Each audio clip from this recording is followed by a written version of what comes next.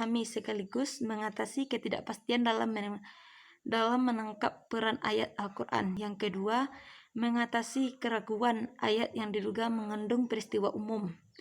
Yang ketiga, mengatasi keraguan ayat yang diduga mengandung pengertian umum. Yang keempat, mengkhususkan hukum yang terkandung dalam ayat Al-Quran.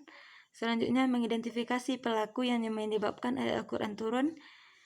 Selanjutnya, itu memudahkan untuk menghafal dan memahami ayat serta untuk memantapkan wahyu di dalam hati orang yang mendengarnya.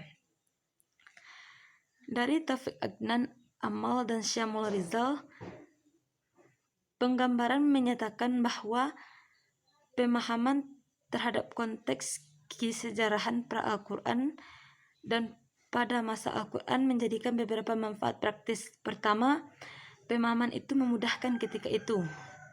Sikap Al-Quran terhadapnya dan cara Al-Quran memodifikasi atau mentransformasi gejala itu hingga dijadikan sejalan dengan pandangan dunia Al-Quran.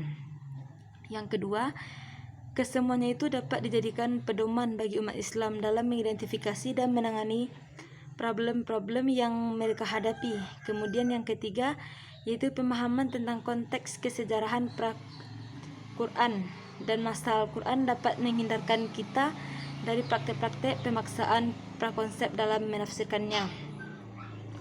Dari materi yang saya paparkan tadi dapat kita tarik beberapa kesimpulan, yaitu yang pertama, bahwa menerangkan bahwa asbabun nuzul merupakan sebab dan akibat dari turunnya ayat Al-Quran yang menerangkan tentang sejarah-sejarah dan peristiwa-peristiwa pada masa itu.